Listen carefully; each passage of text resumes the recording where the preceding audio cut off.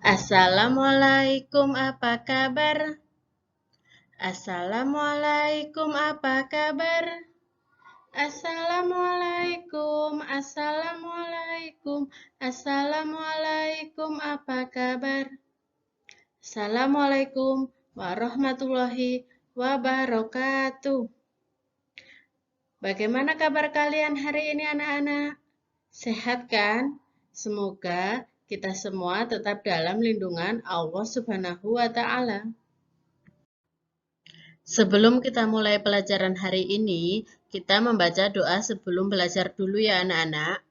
A'udzu billahi minasyaitonir rajim. Bismillahirrahmanirrahim. Raditu billahi robba wa bil islami dina wa bi Muhammadin nabiyya wa rasula.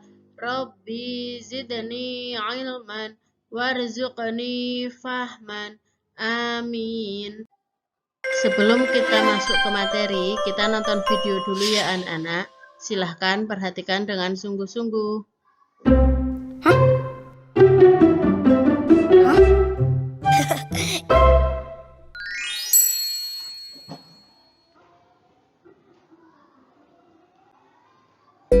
Sari-sari, hilangkan dahaga. Enak banget. Segernya. Haus lagi. Ah.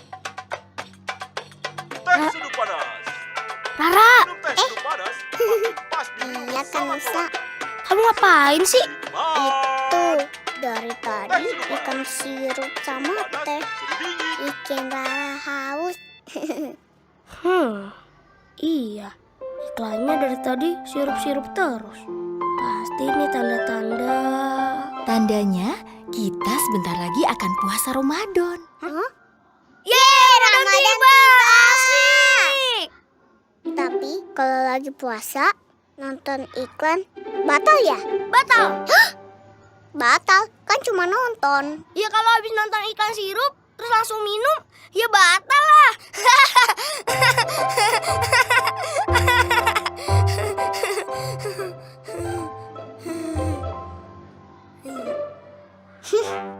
Kalau bulan puasa, kenapa banyak iklan sirup sih? Itu namanya godaan, Ra. Kalau gitu, selama bulan puasa, Rara nggak mau nonton TV. Wah, bagus dong, Ra. Kalau puasa kalian tulus karena Allah, pahalanya insya Allah jadi berlipat. Ya. Kalau gitu, Rara harus berlatih.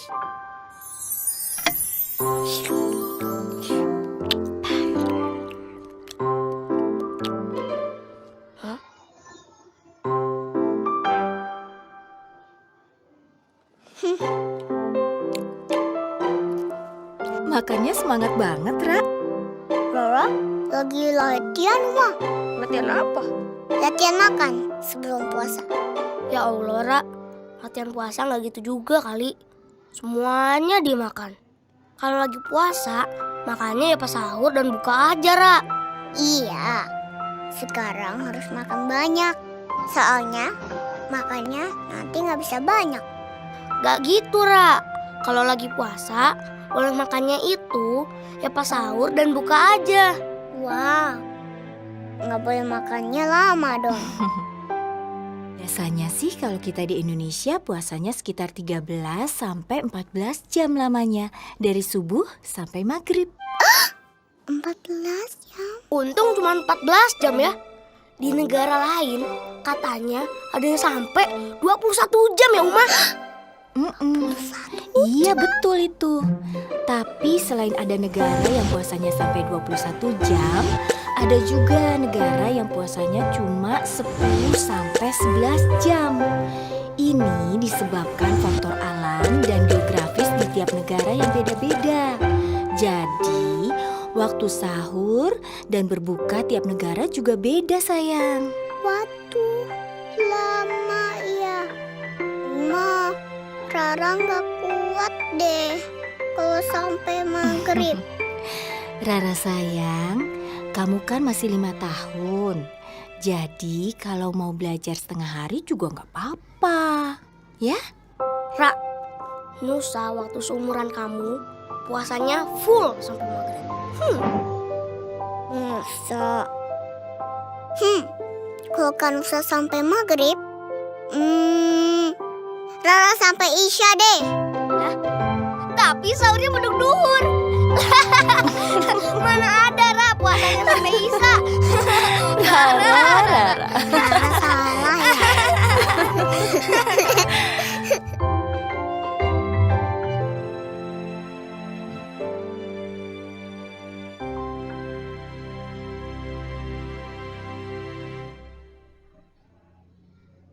Gunakan kode voucher ini untuk mendapatkan cashback dan kebaikan di aplikasi Bukalapak.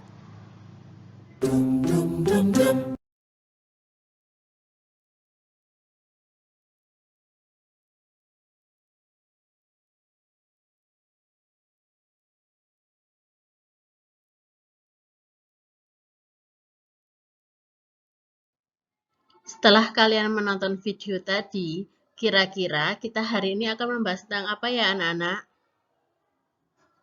Ya benar, hari ini kita akan membahas tentang puasa di bulan Ramadan. Sebelumnya, Bu Guru akan menyampaikan tujuan pembelajaran pada hari ini, yaitu yang pertama, setelah mengikuti pembelajaran, peserta didik mampu melaksanakan kewajiban puasa Ramadan sebagai implementasi dari pemahaman rukun Islam dengan benar.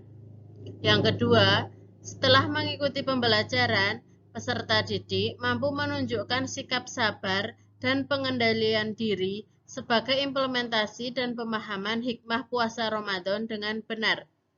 Yang ketiga, melalui kegiatan literasi, peserta didik mampu menyimpulkan hikmah puasa Ramadan yang dapat membentuk akhlak mulia dengan benar.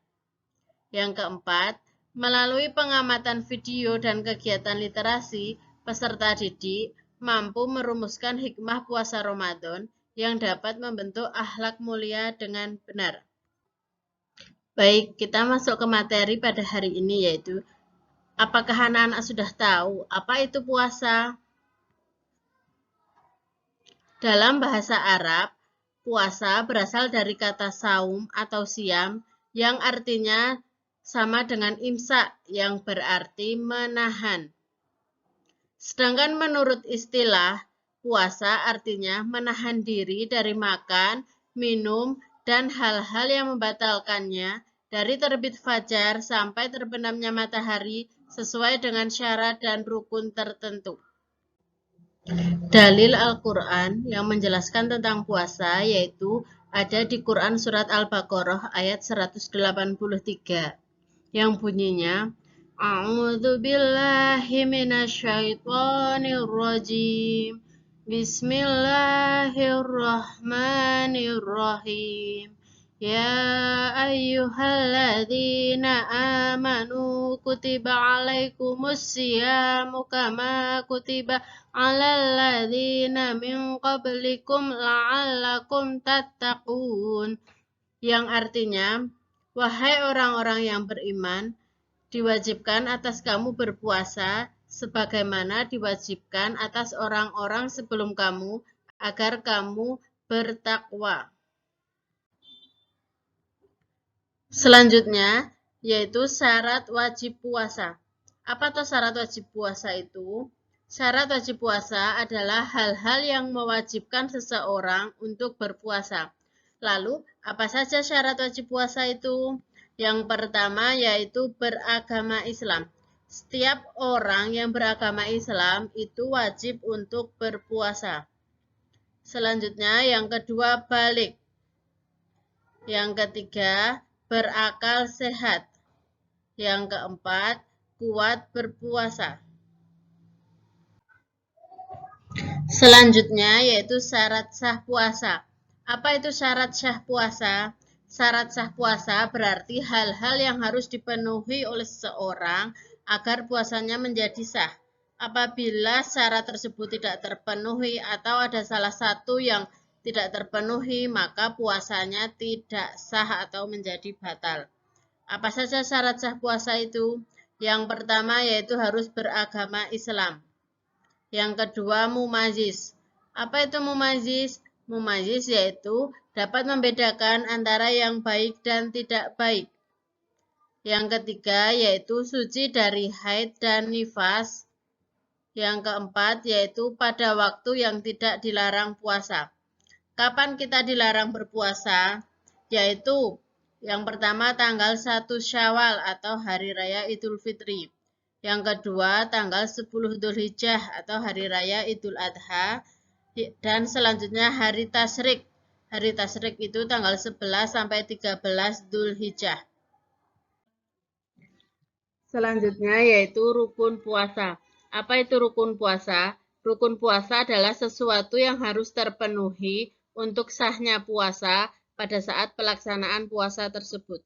Apabila ada salah satu rukun puasa yang tidak terpenuhi, maka puasanya tidak sah atau batal.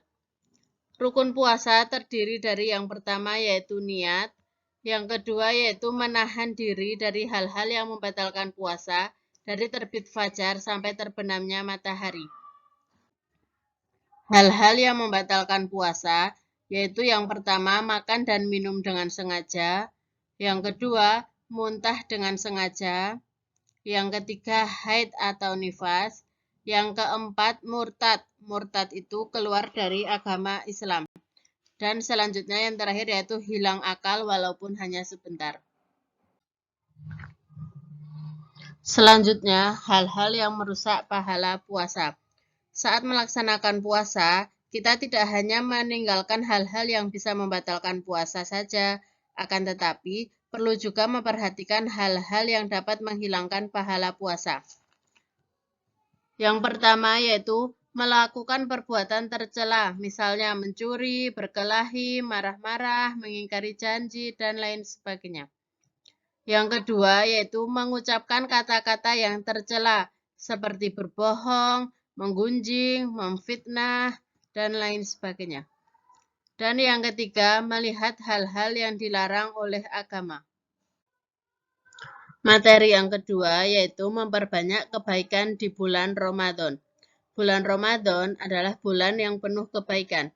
Perbuatan baik manusia akan dilipat gandakan nilainya oleh Allah Subhanahu wa Ta'ala. Oleh karena itu, agar kamu tidak rugi, kamu harus memanfaatkan bulan Ramadan dengan sebaik-baiknya untuk beramal sebanyak-banyaknya.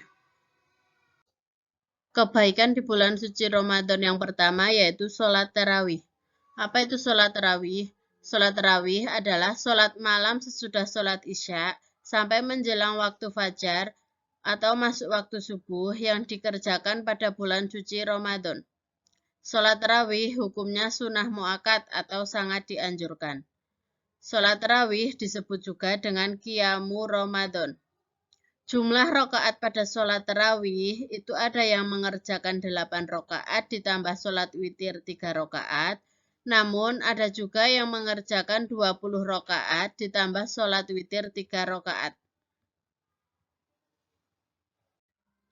Keutamaan sholat tarawih yang pertama yaitu diampuni dosa-dosa tahun lalu, yang kedua ditempatkan di tempat yang terpuji di surga, yang ketiga mendapat rahmat dari Allah Subhanahu wa Ta'ala, yang keempat mendapat pujian dari Allah Subhanahu wa Ta'ala dan dimasukkan ke dalam golongan hamba yang taat, dan yang terakhir menjadi hamba Allah yang terbaik.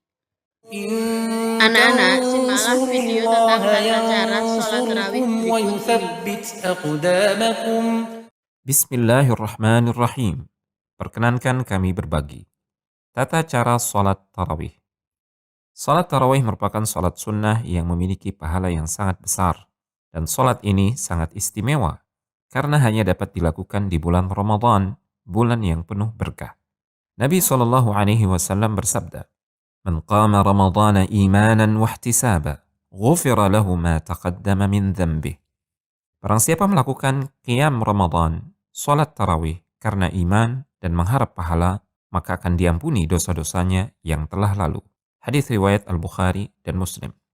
Terlebih lagi, selayaknya bagi setiap mukmin untuk lebih bersemangat lagi mendirikan sholat tarawih di 10 hari terakhir bulan Ramadan. Karena di antara malam tersebut terdapat Lailatul Qadar. Nabi SAW bersabda, "Man qama Lailatul Qadri imanan wa ihtisaba, ghufira lahu ma taqaddama min dhanbih." Barang siapa melaksanakan sholat pada Lailatul Qadar karena iman dan mengharap pahala dari Allah, maka akan diampuni dosa-dosanya yang telah lalu. Hadis riwayat Al-Bukhari. Sholat tarawih secara berjamaah ataukah sendiri-sendiri? Imam An-Nawawi rahimahullahu ta'ala berkata, para ulama sepakat bahwa sholat tarawih itu sunnah. Namun mereka berselisih pendapat apakah sholat tarawih itu afdal dilaksanakan sendirian atau berjamaah di masjid. Al-Imam Syafi'i dan mayoritas ulama Syafi'iyah, juga Imam Abu Hanifah, Imam Ahmad, dan sebagian ulama Malikiyah berpendapat bahwa yang afdal adalah sholat tarawih dilakukan secara berjamaah sebagaimana dilakukan oleh Umar bin Al-Khattab radhiyallahu ta'ala anhu dan sahabat radhiyallahu anhum. Kaum muslimin pun terus ikut melaksanakannya seperti itu. Orang yang melaksanakan sholat tarawih secara berjamaah bersama imam hingga selesai akan mendapatkan pahala sholat semalam penuh. Rasulullah SAW bersabda, "Man qama ma'al imami hatta yansarifa, kutiba lahu qiyamu lailatin." Barang siapa yang sholat bersama imam hingga imam selesai, maka ia dicatat seperti melakukan sholat semalam penuh. Hadis riwayat At-Tirmidzi. Jumlah rakaat sholat tarawih 11 ataukah 23 rakaat? Nabi SAW pernah ditanya mengenai sholat malam. Beliau menjawab, "Salatul laili mathna mathna, fa idza khashiya ahadukumus subha, shalla raka'atan wahidatan, tutiru lahu ma qad shalla." Sholat malam itu 2 rakaat, 2 rakaat. Jika salah seorang di antara kalian khawatir masuk waktu subuh, maka kerjakanlah 1 rakaat saja. Dengan itu, berarti kalian menutup sholat tadi dengan witir. Hadis riwayat Al-Bukhari dan Muslim. Hadis ini bersifat umum, mencakup sholat malam yang dikerjakan di luar Ramadan maupun ketika Ramadan. Nabi SAW menjelaskan tata cara pelaksanaan sholat malam untuk dikerjakan 2 rakaat, 2 rakaat. Dan beliau tidak menyebutkan batasan jumlah rakaatnya. Beliau hanya memberi batasan dengan ucapan, "Jika kalian takut masuk waktu subuh, maka kerjakanlah 1 rakaat untuk menjadi witir bagi sholat-sholat sebelumnya." Seandainya sholat malam itu ada batasannya, tentu Nabi SAW akan menjelaskannya. Dalam Majmu' Al-Fatawa, Syekhul Islam Ibn Taimiyah rahimahullahu ta'ala, beliau berkata, semua jumlah rakaat di atas dengan 11, 23 rakaat atau lebih dari itu, boleh dilakukan. Melaksanakan sholat malam di bulan Ramadan dengan berbagai macam cara tadi sangat bagus.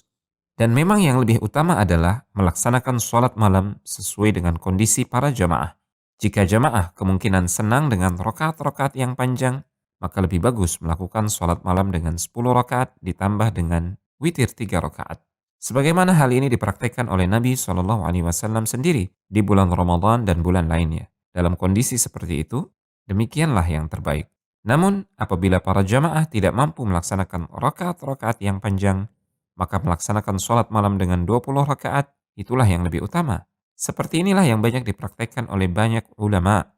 Sholat malam dengan 20 rakaat adalah jalan pertengahan antara jumlah rakaat sholat malam yang 10 dan yang 40.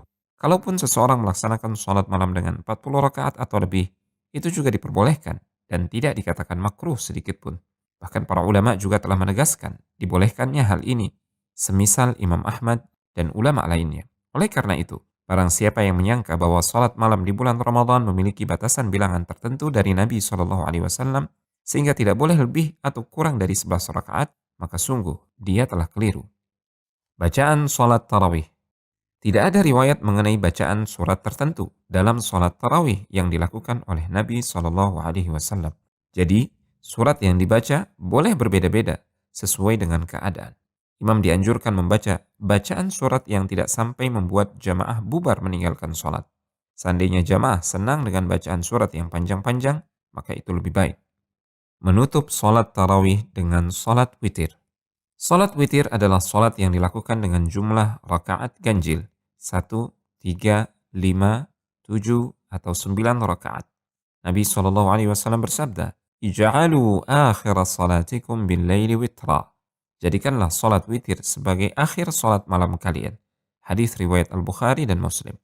Jika salat witir dilakukan dengan 3 rakaat, maka dapat dilakukan dengan 2 cara. Pertama, 3 rakaat sekali salam berdasarkan hadis riwayat Al-Baihaqi.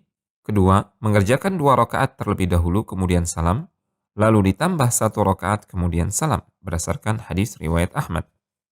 Beberapa kekeliruan seputar salat tarawih. Berikut ini adalah beberapa kekeliruan saat pelaksanaan salat tarawih berjamaah dan tidak ada contohnya dari Nabi SAW. Pertama, zikir berjamaah di sela-sela salat tarawih. Syekh Abdul Aziz bin Abdullah bin Baz rahimahullah ta'ala mengatakan, tidak diperbolehkan para jamaah membaca zikir secara berjamaah. Akan tetapi yang tepat adalah setiap orang membaca zikir sendiri-sendiri tanpa dikomandoi oleh yang lain. Karena zikir secara berjamaah atau bersama-sama adalah sesuatu yang tidak ada tuntunannya dalam syariat Islam yang suci ini. Kedua, melafazkan niat ketika hendak sholat tarawih. Al-Imam An-Nawawi rahimahullah ta'ala berkata, letak niat adalah di dalam hati, tidak dipersyaratkan untuk diucapkan, dan pendapat ini tidak terdapat perselisihan di antara para ulama. Ketiga, memanggil jamaah dengan ucapan as-salatul jami'ah. Tidak ada tuntunan untuk memanggil jamaah dengan ucapan as-salatul jami'ah. Ini termasuk perkara yang diada-adakan. Lihat Al-Mawsu'ah Al-Fiqhiyah. Apalagi jika memanggil jamaah dengan ucapan ini atau semisalnya dilakukan setiap kali akan bangkit melaksanakan 2 rakaat salat tarawih. Tentu hal ini tidak ada tuntunannya dari Nabi SAW. Semoga Allah Tabaraka wa Ta'ala memberikan kita keistiqomahan untuk menghidupkan malam Ramadan kita dengan salat tarawih dan amal soleh lainnya. Wallahu waliyut taufiq. إن تنصروا الله ينصركم ويثبت أقدامكم. Kebaikan di bulan suci Ramadan yang kedua yaitu tadarus Al-Quran. Selain sholat tarawih, pada bulan Ramadan juga dianjurkan untuk memperbanyak tadarus Al-Quran. Tadarus Al-Quran adalah memperbanyak membaca dan mempelajari Al-Quran. Keutamaan tadarus Al-Quran, yang pertama membaca Al-Quran akan sesuai dengan kaidah tajwid, karena ada yang menyimaknya. Yang kedua, memberi ketenangan terhadap pembacanya. Yang ketiga, mendapat petunjuk serta rahmat dari Allah Subhanahu wa Ta'ala. Yang keempat, mendapat kebaikan yang berlipat ganda. Yang kelima, yaitu mendapat syafaat di hari kiamat. Yang keenam, menuntun ke jalan yang benar dan menjauhkan diri dari jalan kesesatan. Adab-adab tadarus Al-Quran. Yang pertama yaitu membaca Al-Quran harus dengan keadaan suci. Yang kedua, diawali dengan memohon perlindungan Allah Subhanahu wa Ta'ala dengan cara berta'awudz dan diikuti dengan membaca basmalah. Yang ketiga, membaca di tempat yang suci, bersih dari najis. Yang keempat, membaca dengan khusyuk. Yang kelima, membaca dengan ilmu tajwid yang benar. Anak-anak, perhatikan gambar berikut ini. Menurut kalian, apa kebaikan di bulan suci Ramadan yang ketiga? Kebaikan di bulan suci Ramadan yang ketiga yaitu memperbanyak sedekah. Apa itu sedekah? Sedekah secara bahasa adalah sodakoh yang artinya kebenaran, yang berasal dari kata sidik. Sedangkan menurut istilah, sedekah atau sodakoh adalah pemberian suatu kepada seseorang yang membutuhkan, semata-mata hanya mengharap ridho Allah Subhanahu wa Ta'ala. Dengan kata lain, sedekah adalah suatu pemberian yang diberikan oleh seorang muslim kepada orang lain secara sukarela tanpa ditentukan jumlahnya. Materi yang ketiga yaitu tentang hikmah puasa. Puasa yang disyariatkan oleh Allah Subhanahu wa Ta'ala kepada umat Islam banyak mengandung hikmah dan keutamaan yang sangat bermanfaat untuk pembinaan pribadi dan banyak pengaruhnya untuk orang lain. Puasa memiliki tujuan yang mulia, yaitu mengantarkan seorang mukmin kepada derajat ketakwaan, kepada Allah Subhanahu wa Ta'ala. Manfaat puasa yang pertama yaitu melatih untuk mengendalikan nafsunya dan menahan keinginan-keinginan untuk melakukan perbuatan yang dilarang. Yang kedua, sebagai wujud rasa syukur kepada Allah Subhanahu wa Ta'ala. Yang ketiga, puasa merupakan suatu bentuk latihan bersikap sabar dan menjalani perintah Allah Subhanahu wa Ta'ala. Yang keempat, puasa melatih kedisiplinan, kejujuran, dan percaya diri. Dan yang terakhir, puasa dapat memelihara kesehatan. Sekian materi bulan Ramadan yang indah. Terima kasih. Wassalamualaikum warahmatullahi wabarakatuh.